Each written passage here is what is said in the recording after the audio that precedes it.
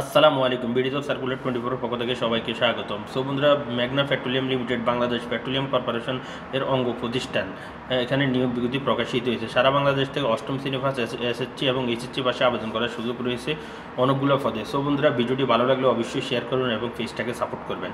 তাহলে চলুন বিস্তারিত আলোচনা করা যাক। আপনারা দেখছেন দেশের খ্যাতনামা পেট্রোলিয়াম পণ্য বিপণনকারী প্রতিষ্ঠান মেঘনা পেট্রোলিয়াম লিমিটেডের নিম্নোক্ত পদসমূহ নিয়োগের জন্য প্রত্যেক পদের পাশে গঠিত শিক্ষক যোগ্যতা ও পেশাগত যোগ্যতা ও অভিজ্ঞতা সম্পূর্ণ প্রার্থীদের নিকট থেকে দরখাস্তের আহ্বান করা যাচ্ছে। আপনারা দেখতে পাচ্ছেন পদের নাম, গ্রেড, বেতন স্কেল, তারপরে পদের সংখ্যা, তারপরে বয়স এবং শিক্ষক যোগ্যতা অভিজ্ঞতা। এখানে দেখতে পাচ্ছেন office assistant 1 grade C grade 1, বেতন স্কেল ৯৩০০ থেকে ৯৭৯০ টাকা থেকে ২২৪৯০ টাকা। এখানে পদের সংখ্যা হচ্ছে ২০টি, বয়স হচ্ছে সর্বোচ্চ ৩২ বছর, শিক্ষাগত অভিজ্ঞতা হচ্ছে স্নাতক পাস সমান, অস্থায়ী হিসেবে কর্মচারীদের ক্ষেত্রে শিক্ষাগত যোগ্যতা ন্যূনতম এইচএসসি পাস, কম্পিউটারের উপর প্রশিক্ষণপ্রাপ্ত। তারপর রয়েছে অফিস অ্যাসিস্ট্যান্ট কাম টাইপিস্ট 1 এবং টাইপিস্ট গ্রেড সি এস 1, বেতন স্কেল হচ্ছে ৯৩০০ থেকে ৯৭৭০ এবং ২২৪৯০ টাকা। এখানে পদ সংখ্যা হচ্ছে 8টি, সর্বোচ্চ বয়স হচ্ছে 32 বছর। তারপরে স্নাতক পাস সমান, তারপরে অস্থায়ী হিসেবে কর্মরত খাতে শিক্ষাগত যোগ্যতা ন্যূনতম এইচএসসি পাস, কম্পিউটার টাইপিং প্রতি মিনিটে বাংলা 25 এবং ইংরেজি 30 শব্দ থাকতে হবে।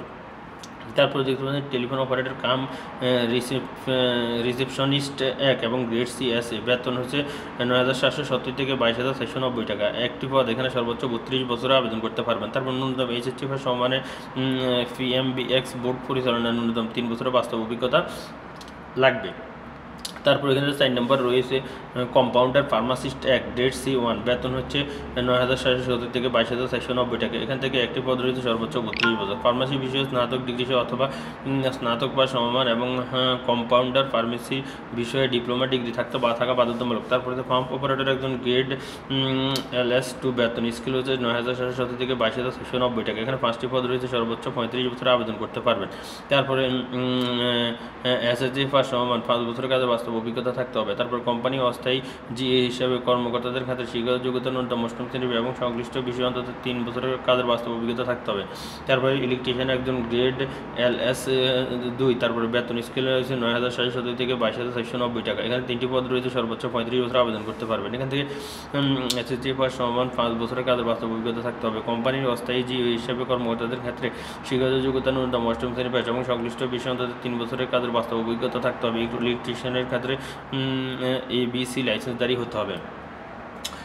তারপরে 7 নম্বর রয়েছে, আপনারা দেখতে পাচ্ছেন ড্রাইভার পদে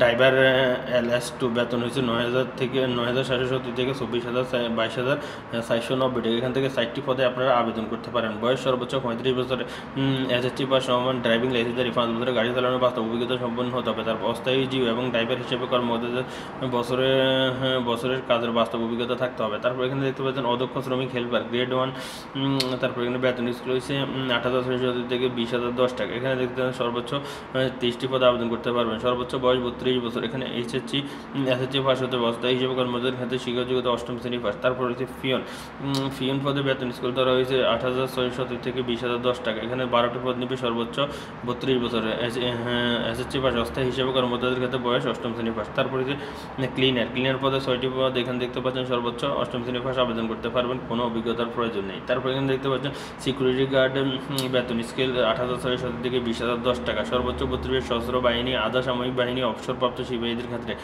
তারপরে এসএসসি পাস সমান সিকিউরিটি গার্ড পদে সশস্ত্র বাহিনী, আধা সামরিক বাহিনীর অবসরপ্রাপ্ত সিপাহীদের অগ্রাধিকার প্রদান করবে। কোম্পানিতে অস্থায়ী জি এবং সিকিউরিটি গার্ড হিসেবে কর্মরতদের ক্ষেত্রে শিক্ষাগত যোগ্যতা ন্যূনতম অষ্টম শ্রেণী পাস, প্রার্থীকে দৈহিক উচ্চতা ন্যূনতম 5 ফিট 6 ইঞ্চি, বুকের মাপ 32 এবং সুঠাম দেহের অধিকারী হতে হবে।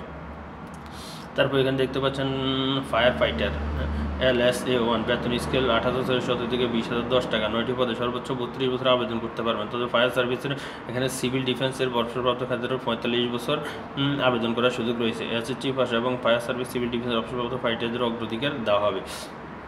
তারপর এখানে দেখতে পাচ্ছেন কী কী কাগজপত্র লাগবে, বিভিন্ন শর্তগুলি রয়েছে আবেদন করতে হবে। সকল পদে নিম্ন বিসিবি কর্তৃক অনুমোদিত পেট্রোলিয়াম কর্পোরেশন অধীনস্থ কোম্পানিগুলো শ্রমিক কর্মচারী নীতিমালা 2023 প্রযোজ্য ক্ষেত্রে সরকারি বিধিনিষেধ এবং নির্দেশ জনপ্রশাসন মন্ত্রণালয় বিধি 1-23 জুলাই 2024 তারিখিত কোটা বিষয়বস্তু প্রজ্ঞাপন অনুসরণ করা হবে। তারপর প্রার্থীগণ অনলাইনের মাধ্যমে আবেদন করতে পারেন, সরাসরি ডাকযোগে এবং কুরিয়ারের মাধ্যমে আবেদন গ্রহণ করা হবে না। তারপরে প্রার্থীর বয়স এবং বিজ্ঞপ্তি অনুযায়ী আবেদন শুরু ও সংশ্লিষ্ট পদের উল্লিখিত বয়সের অধিক হবে না। তারপরে দেখতে পাচ্ছেন বয়স প্রমাণের ক্ষেত্রে HSC এবং GHC সমমান পরীক্ষার সার্টিফিকেট উল্লিখিত হবে। তারপর এখানে দেখতে পাচ্ছেন আরও কিছু কিছু কিছু ইয়ে রয়েছে, আপনারা এগুলো পড়ে নেবেন। ভিত্তিতে 31 ডিসেম্বর 2016 পর্যন্ত নিযুক্ত বিদ্যমান সকল শ্রমিক কর্মচারী নিরাপত্তা প্রার্থীদের বোঝাবেন। এখানে দেখতে পাচ্ছেন আবেদনের শেষ তারিখ হচ্ছে, আপনারা এখানে উল্লেখ করা আছে, আপনারা দেখেন